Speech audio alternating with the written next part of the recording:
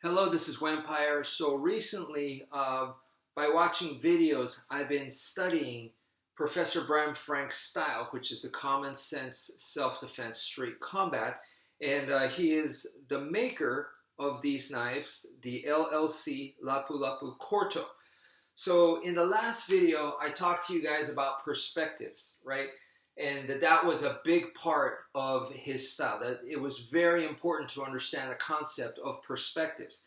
And then he talked about applying it, actually applying those perspectives in combat, right?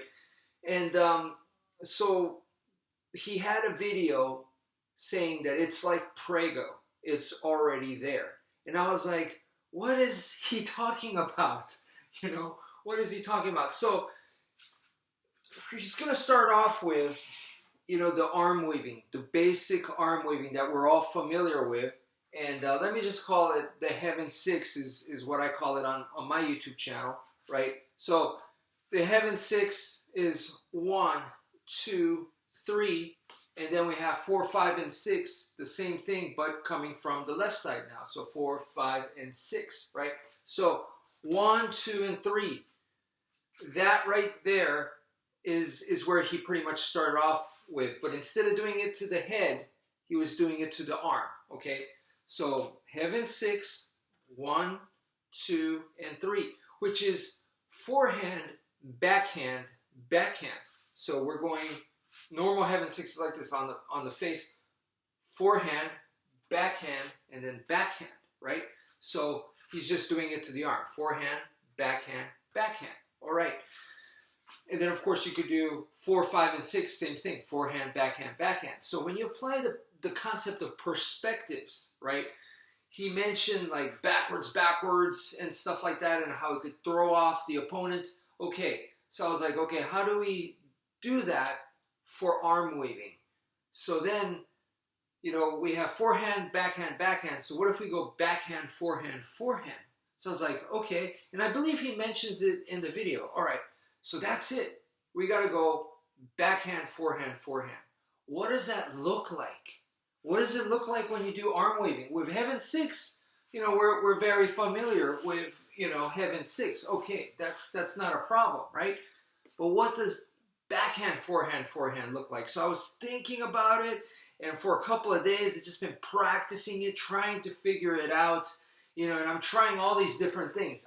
I'm doing this kind of snap cut, or even without even bringing it to the other side, just bringing it back this way. I'm doing full follow through. I'm mixing all 3 of those variations up, and I'm trying to figure out,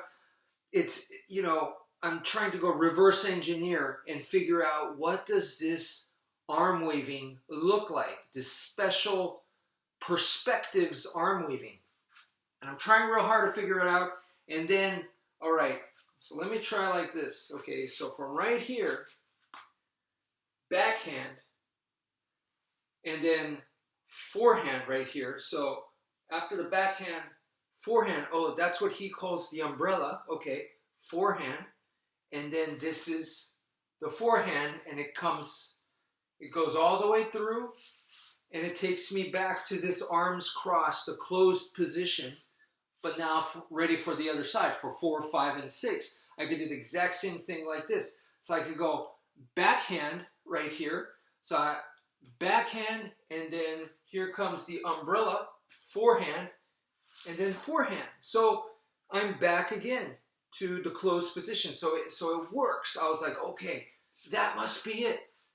Backhand, forehand, forehand. It makes sense. So let me try again. Backhand, forehand. This is the umbrella technique, and then forehand. Now from over here, backhand, umbrella, forehand, and forehand. So I was like, okay, I got it. Let's go. That must be it. Let's go to the sticks. So I'm all excited, and then I was working with the sticks, trying to do the same thing. So we'll have it like this, where starting with my left hand on the bottom here. So it goes backhand, here's my umbrella, forehand, forehand.